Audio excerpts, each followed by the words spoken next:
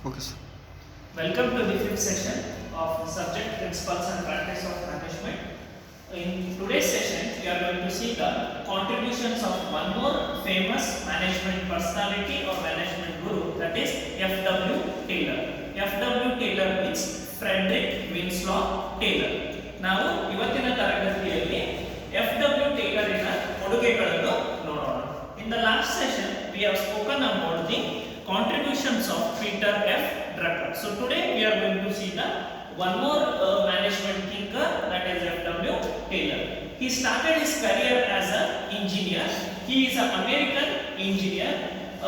Was born in 1856 and he died in 1950. F.W. Taylor, he is the first person as an engineer.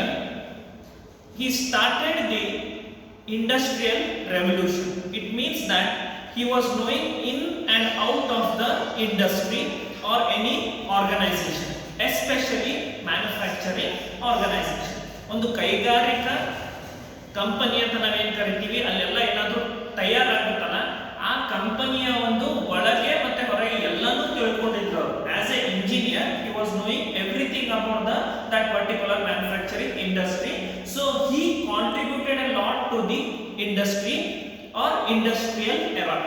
For that reason, he is also known as father of scientific management and efficiency movement. ಅವರಿಗೆ ಏನಂತ ಕರಿತೀವಿ ನಾವು?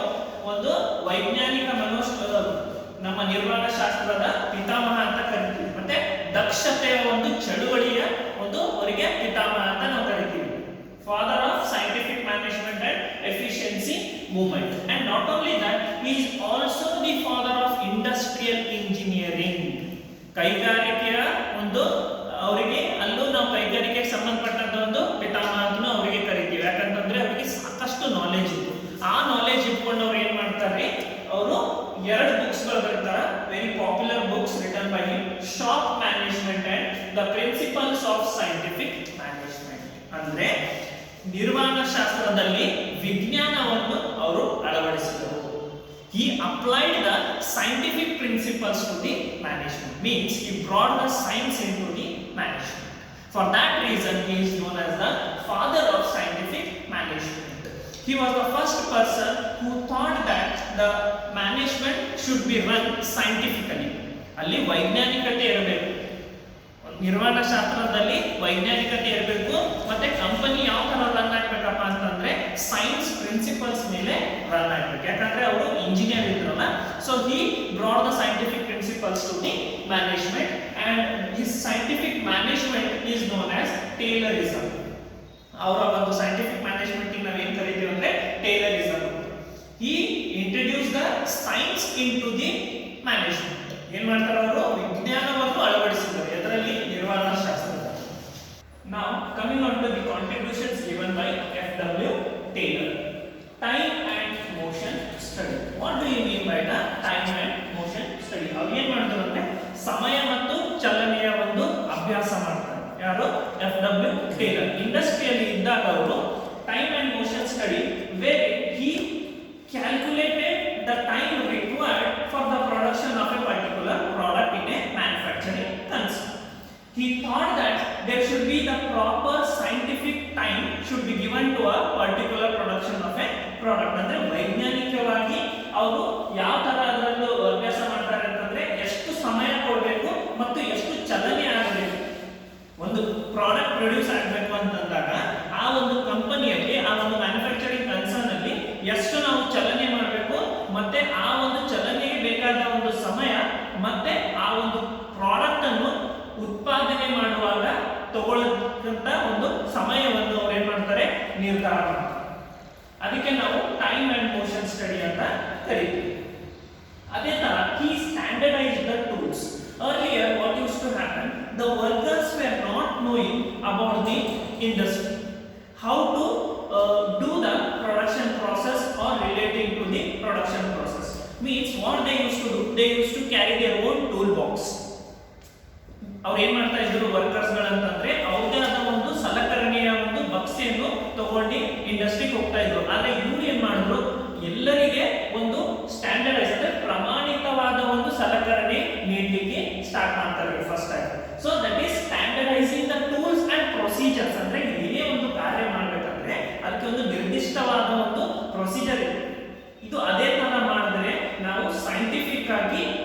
ಮಾಡಬಹುದು, ಕಾರ್ಯ ಮಾಡಬಹುದು, ಮತ್ತೆ ಅದರಿಂದ ಏನಾದರೂ ಪಡ್ಕೊಳ್ಬಹುದು. ಅದು ಬಹಳ ಇಂಪಾರ್ಟೆಂಟ್ ಅದಲ್ಲ. ನಾವು ಯಾವ ಕೆಲಸ ಮಾಡ್ತಾ ಇದೀವಿ ಅಂತಂದ್ರೆ ಅದರಿಂದ ನಾವು ಪಡ್ಕೊಳ್ಬೇಕು, ಅದರಿಂದ ನಮಗೆ ನಷ್ಟ ಆಗ್ಬಾರ್ದು, ಅದರಿಂದ ಲಾಭ ಆಗಬೇಕು. ಅವ್ರು ಅದಕ್ಕೆ ಏನ್ ಮಾಡ್ತಾರೆ, standardise the tools and the procedures to do the work. He introduce that and he also introduce the money bonus. ಇವಾಗ ನಾವು ಇನ್ಸೆಂಟಿವ್ಸ್ ಅಂತ ಕರಿತೀವಿ.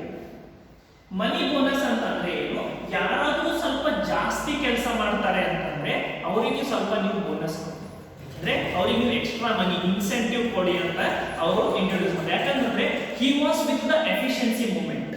ಅವರು ದಕ್ಷತೆಯನ್ನು ಯಾವಾಗಲೂ ನೋಡ್ತಾ ಇದ್ರು ವರ್ಕರ್ಗಳಲ್ಲಿ. ಯಾರು ಚೆನ್ನಾಗಿ ಕೆಲಸ ಮಾಡ್ತಾರಪ್ಪ, ಒಂದಿಷ್ಟು ಜಾಸ್ತಿ ಕೆಲಸ ಮಾಡ್ತಾರೆ ಅಂತಂದ್ರೆ ಅವರಿಗೆ ಜಾಸ್ತಿ ದುಡ್ಡು ಕೊಡಬೇಕು. ಆ ಒಂದು ಅವ್ರ ಹತ್ರ ಆ ಒಂದು ಥಿಂಕಿಂಗ್ ಇತ್ತು. ಆ ಥಿಂಕಿಂಗ್ ಅನ್ನೇ ಅವರು ಕೊಡುಗೆಯಾಗಿ ಕೊಡ್ತಾರೆ. ಇಲ್ಲಿ ಒಂದು scientific management. Then he introduced the differential piece rate system. What do you mean by the differential piece rate system? ಅಂದ್ರೆ ಅವ್ರ ಪ್ರಕಾರ ಎಲ್ಲರಿಗೆ ನಾವು ಜವಾಬ್ದಾರಿ ಕೊಡ್ತಾ ಇದ್ದೀವಿ ಕೆಲಸ ಮಾಡಲಿಕ್ಕೆ. ನೀವು ಇಷ್ಟು ಪ್ರಾಡಕ್ಟ್ಸ್ ಪ್ರೊಡ್ಯೂಸ್ ಮಾಡಿ, ನೀವು ಇಷ್ಟು ಪ್ರಾಡಕ್ಟ್ಸ್ ಪ್ರೊಡ್ಯೂಸ್ ಮಾಡಿ, ನೀವು ಇಷ್ಟು ಪ್ರಾಡಕ್ಟ್ಸ್ ಪ್ರೊಡ್ಯೂಸ್ ಮಾಡಿ. ಆದ್ರೆ ಅಲ್ಲಿ ಏನಾಗ್ತಿತ್ತು ಅಂದ್ರೆ ಒಬ್ರಿಗೆ 100 ಯೂನಿಟ್ಸ್ ಕೊಟ್ರೆ ಒಬ್ನು 90 ಯೂನಿಟ್ಸ್ ಪ್ರೊಡ್ಯೂಸ್ ಮಾಡೋನು, ಇನ್ನೊಬ್ನು 80 ಮಾಡೋನು, ಇನ್ನೊಬ್ನು 120 ಮಾಡೋನು. ಇಲ್ಲಿ ಡಿಫರೆನ್ಸ್ ಆಗ್ತಾ ಇದೆಯಲ್ಲ. ಡಿಫರೆನ್ಷಿಯಲ್ ಪೀಸ್ ರೇಟ್ ಸಿಸ್ಟಮ್ ಅಂತಂದಾಗ ಏನ್ ಬರುತ್ತೆ ಅಂದ್ರೆ, ಇವನು 120 ಯೂನಿಟ್ಸ್ ಪ್ರೊಡ್ಯೂಸ್ ಮಾಡಿದಾನೆ, ಇವನಿಗೆ ನೀವು ಜಾಸ್ತಿ ದುಡ್ಡು ಕೊಡ್ರಿ, ಇವನಿಗೆ ನೀವು ಸಂಭಾವನೆ ಜಾಸ್ತಿ ಕೊಡ್ರಿ. You have to pay more wages to that efficient person. The person who is just producing 90 units, you give them small amount of wages. And the person who is not efficient, he is only producing 80 units, you should give him lesser amount. ಆ differential piece rate ತಗೊಂಡು ಬರ್ತಾರೆ. ಅಂದ್ರೆ he was with the efficient workers. ಯಾರು ದಕ್ಷತೆಯಿಂದ ಪ್ರಾಮಾಣಿಕತೆಯಿಂದ ಕೆಲಸ ಮಾಡ್ತಾ ಇದ್ರು ಅವ್ರ ಜೊತೆ ಅವರು ನಿಲ್ತಾರೆ. ಅವರಿಗೆ ಒಂದ್ ಸ್ವಲ್ಪ ಜಾಸ್ತಿ ಕೊಡಿಸ್ಬೇಕಂತ ಒಂದು ವಿಚಾರಗಳು. Individualised work. Individualised work means the person is accountable for his work. The person who is doing the work, he is accountable for his work. It is not the team work. ಒಂದು ಕೆಲಸ ಕೊಟ್ಟಿದ್ದಾರೆ ಒಬ್ಬರಿಗೆ ಅಂದ್ರೆ ಆ ಕೆಲಸದ ಅವರೇ ಜವಾಬ್ದಾರಿ, ಅವರೇ ಅದಕ್ಕೆ ಆನ್ಸರೇಬಲ್. 100 ಯೂನಿಟ್ಸ್ ಅವ್ರಿಗೆ ನಾವು ಕೊಟ್ಟಿದ್ದೀವಿ ಅಂದ್ರೆ 100 ಯೂನಿಟ್ಸ್ ಅವರೇ ಪ್ರೊಡ್ಯೂಸ್ ಮಾಡಬೇಕಲ್ಲ, ಮತ್ತೆ ಇನ್ನೊಬ್ಬರು ಯಾರೋ ಅವರು ಹೆಲ್ಪ್ ತಗೊಳ್ಳಂಗಿಲ್ಲ. So individualised work in the sense you would be assigned a particular work and he would be assigned the particular work. Only that person has to do that particular work. Then management responsibility for training. He introduced the training for the workers. ಮತ್ತೆ ಆ training ಯಾರು ಕೊಡ್ಬೇಕಪ್ಪ ಅಂದ್ರೆ ಆ ಒಂದು ಕಂಪನಿದವರು ಕೊಡಬೇಕು, ಆರ್ಗನೈಸೇಷನ್ದವರು ಕೊಡಬೇಕಾಗುತ್ತೆ. ಯಾರಿಗೆ ಅಂತಂದ್ರೆ ಯಾರಿಗೇನೋ ಬರೋದಿಲ್ಲ, ಇನ್ನು ಕಲಿತಾ ಇದ್ದಾರೆ ಅಂತಂದ್ರೆ ಟ್ರೈನಿಂಗ್ ಕಾನ್ಸೆಪ್ಟ್ ಇಂಟ್ರೊಡ್ಯೂಸ್ ಮಾಡ್ತಾರೆ. FW Taylor introduced the training concept and it is the responsibility of organization to provide the training. ಅದು ಯಾರ ಜವಾಬ್ದಾರಿ ಅಂತಂದ್ರೆ ಅದು ಆ ಒಂದು ಕಂಪನಿಯ ಜವಾಬ್ದಾರಿ. ನಿಮ್ಮ ವರ್ಕರ್ಸ್ಗೆ ನೀವು ಟ್ರೈನಿಂಗ್ ಕೊಡಬೇಕು. Then scientific selection. Earlier what used to happen, the industry would employ such persons who were very less skilled. Minimum skills were there. So because of that what happened, the output suffered, the productivity suffered. ಏನಾಗ್ತಿತ್ತು ಅಂತಂದ್ರೆ ಅವರು ಕಂಪನಿಯಲ್ಲಿ ಸುಮ್ಮನೆ ಯಾರಿಗೆ ಬೇಕು ಅವರಿಗೆ ನಾವು ತಗೊಳ್ತಿದ್ವಿ ಕೆಲಸಕ್ಕೆ. ಅದರಿಂದ ಏನಾಗ್ತಿತ್ತು, ನಮಗೆ ಜಾಸ್ತಿ ಉತ್ಪಾದನೆ ಆಗ್ತಿರ್ಲಿಲ್ಲ, ಮತ್ತೆ ಅವರು ಕಡಿಮೆ ಉತ್ಪಾದನೆ ಮಾಡ್ತಿದ್ರು, ಮತ್ತೆ ಅಲ್ಲಿ ಏನಿರ್ತಿತ್ತಪ್ಪ ಅಂದ್ರೆ ಇನ್ಎಫಿಷಿಯನ್ಸಿ ಇದೆ. ಸೊ ಅವ್ರು ಏನ್ ಮಾಡ್ತಾರೆ, ಇಲ್ಲಿ FW Taylor ಸೈಂಟಿಫಿಕ್ ಸೆಲೆಕ್ಷನ್ ಯಾವ ತರ ಮಾಡಿದ್ರು, ವೈಜ್ಞಾನಿಕವಾಗಿ ನೀವು ರಿಕ್ರೂಟ್ಮೆಂಟ್ ಮಾಡ್ಕೊಡ್ರಿ.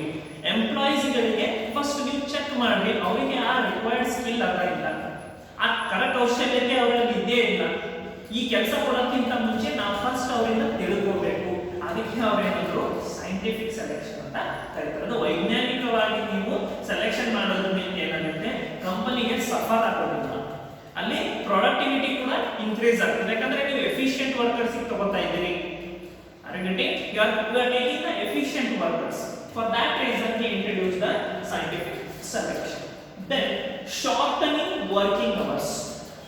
ಇದು ಬಹಳ ಮೊದಲು ಏನಾಗ್ತಿತ್ತಪ್ಪ ಆರ್ಗನೈಸೇಷನ್ ಮತ್ತು ಇಂಡಸ್ಟ್ರೀಸ್ ಗಳಲ್ಲಿ ಅಂತಂದ್ರೆ ಬೇಕಾಬಿಟ್ಟು ಎಷ್ಟಂದ್ರೆ ಅಷ್ಟು ತಾಸು ದುಡಿಸೋದು ಜನಗಳಿಗೆ.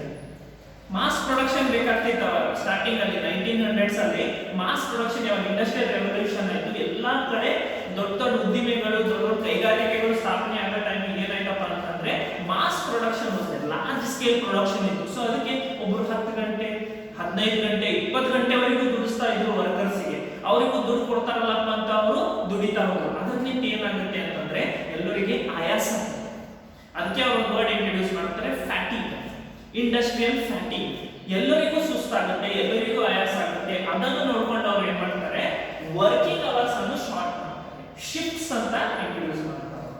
ಶಿಫ್ಟ್ಸ್ ಅಲ್ಲಿ ಏನಾಗುತ್ತೆ, 24 ಗಂಟೆ ಇದೆ ಅಂದ್ರೆ 24 ಗಂಟೆಗಳಿದಾವೆ ಅಂತಂದ್ರೆ 3 ಶಿಫ್ಟ್ ಅಲ್ಲಿ ವರ್ಕ್ ಮಾಡಬೇಕು ಆಗ್ತದೆ. 8 ಗಂಟೆ ಇನ್ನೊಂದು 8 ಗಂಟೆ ಇನ್ನೊಂದು 8 ಗಂಟೆ ಶಿಫ್ಟ್ ಅಲ್ಲಿ ವರ್ಕ್ ಮಾಡೋದ್ರಿಂದ ಏನಾಗುತ್ತೆ, ಪ್ರೊಡಕ್ಟಿವಿಟಿ ಕೂಡ ಇನ್ಕ್ರೀಸ್ ಆಗುತ್ತೆ. ಯಾಕಂತಂದ್ರೆ ನಾವೇನ್ ಮಾಡ್ತಾ ಇದ್ದೀವಿ, you are giving him the rest pause. ಒಂದು 10 ನಿಮಿಷ ಒಂದು 20 ನಿಮಿಷ ಬ್ರೇಕ್ ಕೊಡ್ಬೇಕು. ನಾವು ಬ್ರೇಕ್ ಇರ್ಲಾರ್ದೆ ನಾವು ಕೆಲಸ ಮಾಡ್ತಾ ಹೋದ್ರೆ ಕೆಲಸ ಮಾಡ್ತಿರ್ತಾರೆ, ಅದಕ್ಕೆ ಏನು ಸಿಗ್ತಾರೆ. We are not getting anything out of it. No productivity, no efficiency. If you provide the break, then you are going to get the productive work from that particular person. ಅಂತ ಏನು ಮಾಡ್ತಾರೆ, ವರ್ಕಿಂಗ್ ಅವರ್ಸ್ ಅನ್ನು short, ಆ ಒಂದು ಕೆಲಸ ಮಾಡೋ ಸಮಯವನ್ನು ಕಡಿತಗೊಳಿಸಿ ನಡುವೆ ಅವರು ಏನ್ ಮಾಡ್ತಾರೆ, ಬ್ರೇಕ್ ಮತ್ತು ಸ್ವಲ್ಪ ರೆಸ್ಟ್ ಅನ್ನು ಇಂಟ್ರೊಡ್ಯೂಸ್ ಮಾಡ್ತಾರೆ. ಸೊ ಇವತ್ತಿನ ಸೆಷನ್ ಅಲ್ಲಿ ನಾವು FW ಟೇಲರ್ ಬಗ್ಗೆ ಮತ್ತೆ ಅವರ ಕಾಂಟ್ರಿಬ್ಯೂಷನ್ಸ್ ಬಗ್ಗೆ ನೋಡಿದ್ದೀವಿ. So in the next coming sessions we are going to see some more contributions given by some more